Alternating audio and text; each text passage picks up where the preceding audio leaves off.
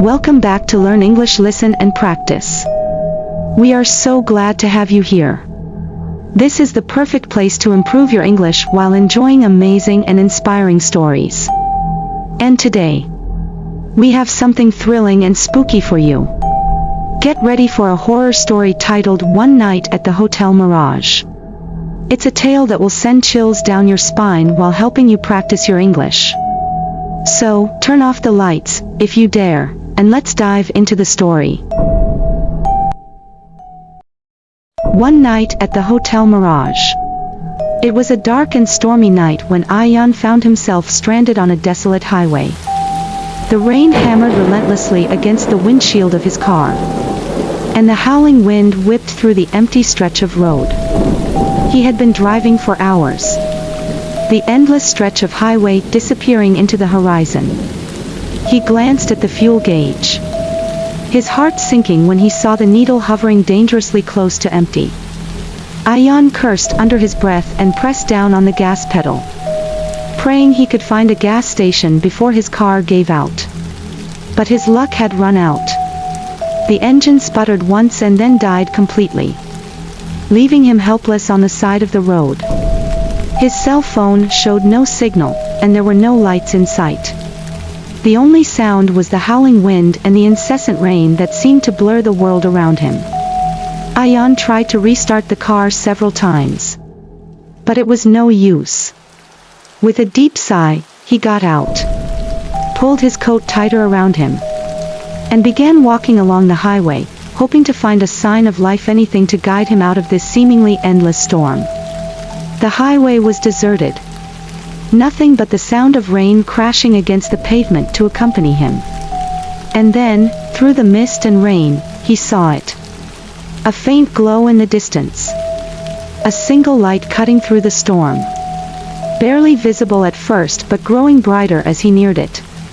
As he walked closer, the shape of a building emerged from the fog, a large, eerie structure, standing alone against the storm.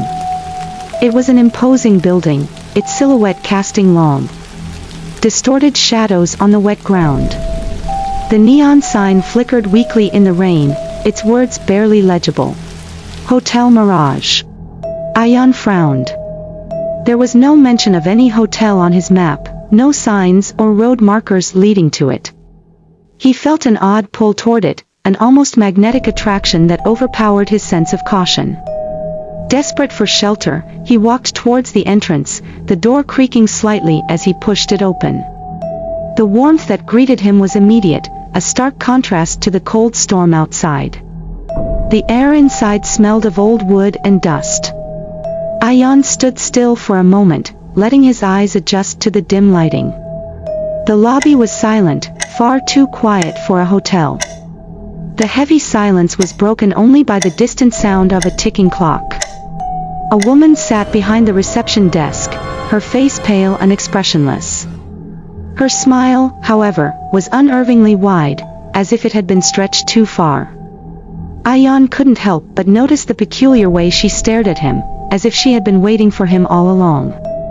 "Welcome, sir," she said, her voice sharp, yet oddly calm.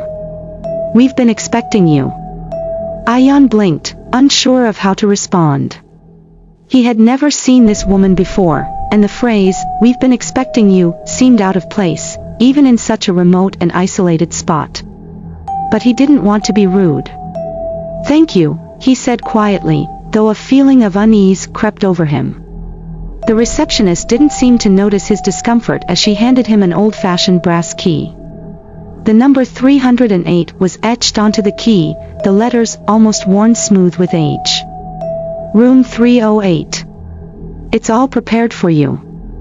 "Thank you," he muttered again, his curiosity piqued but overshadowed by his growing sense of unease. He wasn't one to question things too much, but everything about this place felt wrong. As he made his way toward the elevator, he noticed that the hotel seemed too quiet. It wasn't just the lack of guests, it was the absence of sounds. No creaking floors, no clinking dishes from a dining area. Nothing. It was as though the hotel had been abandoned for years. yet somehow managed to maintain its eerie presence in the middle of the storm. The elevator doors opened silently when he approached. He stepped inside, pushing the button for the third floor. The elevator ascended slowly, and Ayaan couldn't shake the feeling that he was being watched. The silence in the elevator was suffocating, making every second stretch longer than it should. When the elevator stopped, he stepped out into a dimly lit hallway. The carpet beneath his feet was worn, the walls covered in faded wallpaper, peeling at the edges. Room 308 was at the end of the hallway. Ayaan walked toward it, the sound of his footsteps echoing unnervingly through the empty corridor. He reached the door and inserted the key into the lock, the door creaking open with a low groan. The moment Ayaan entered the room, he was struck by the coldness. The heater was on, yet the room felt chillier than he expected. He shrugged off the discomfort and glanced around the room. The bed was made neatly, but there was a clear indentation in the center of the mattress, as though someone had recently been lying there. Frowning, he shrugged it off. Perhaps the bed had been used recently by another guest. He was tired and eager to get some rest, so he decided to take a quick shower to freshen up. But when he stepped into the bathroom and glanced into the mirror above the sink, his blood ran cold. His reflection didn't mirror his movements. Instead, it stared back at him, its eyes wide open in a silent scream. The reflection's lips moved, but no sound came from it. Ayaan froze in place, his breath shallow as he stared at his own image. Unable to move, he reached up to wipe the fog from the mirror, and with a sudden rush of relief, his reflection returned to normal. Shaken but unwilling to let fear take over, Ayaan turned on the shower and stepped under the hot water, trying to shake off the strange occurrence. But the unease continued to linger, crawling under his skin.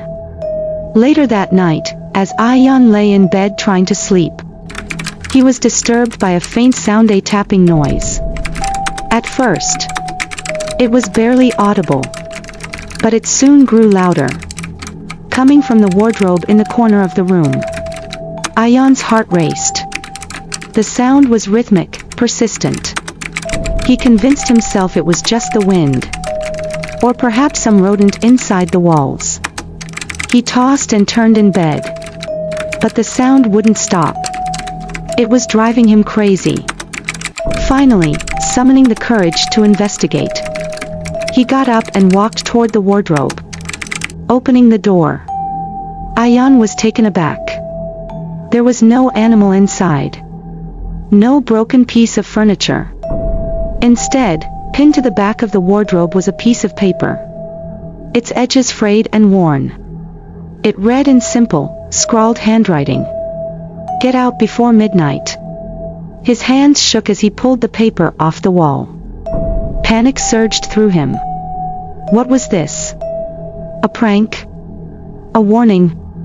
Ayaan didn't know. But the anxiety in his chest was growing, suffocating him. He immediately rushed to the door to leave. But when he twisted the doorknob, it wouldn't budge. He pulled and twisted the handle, his heart pounding in his chest. The door felt as though an invisible force was holding it shut. Sweat beaded on his forehead as the seconds ticked by. He could feel his pulse in his throat, every beat growing louder in the oppressive silence of the room. At exactly 11:55 p.m., the lights in the room flickered once and then went out entirely. The darkness was absolute, the only sound the beating of Ayaan's heart in his ears. Then, a voice, cold, deep, and unearthly, echoed through the room, chilling him to the bone. "You were warned." Ayaan's breath caught in his throat. He spun around, but the room was pitch black, the oppressive darkness swallowing him whole. And then, the wardrobe creaked open on its own accord. revealing a swirling, inky black void. Something stirred in the darkness, something malevolent, ancient. A cold hand shot out of the darkness and gripped his arm with an unnatural strength. He screamed, struggling to break free. But the hand tightened its grip, pulling him toward the darkness. He could feel himself being dragged closer, his mind reeling with fear. Suddenly, there was a loud, frantic pounding on the door. It was the receptionist's voice, shrill and desperate. "Open up. You don't belong here." With every ounce of strength, Ayaan fought back. His limbs were heavy with panic. But somehow, he managed to break free from the grip. His body, fueled by sheer adrenaline, crashed into the wardrobe. The wardrobe slammed shut, and the door to the room flew open with a deafening bang. The receptionist was standing in the hallway, her eyes wide with terror. She pulled him into the corridor just as the clock struck midnight. Ayaan awoke with a jolt, his heart racing. He found himself lying in his car on the side of the highway, the storm having passed. The first light of dawn was breaking, casting soft golden rays over the road. He sat up, confused. He had been in Hotel Mirage just hours ago, hadn't he? But when he looked around, there was no sign of the hotel. The road was empty. The hotel, the receptionist, everything had vanished. He glanced down at the dashboard and froze. Lying innocently on the passenger seat was the brass key, the number 308 etched into it. His hand trembled as he reached for it, the chill of the metal sending a shiver down his spine. The night at Hotel Mirage was not just a bad dream. Something had happened, something unexplainable. And as he drove away, Ayaan knew, deep down, that some mysteries were never meant to be solved. Next story, coming soon.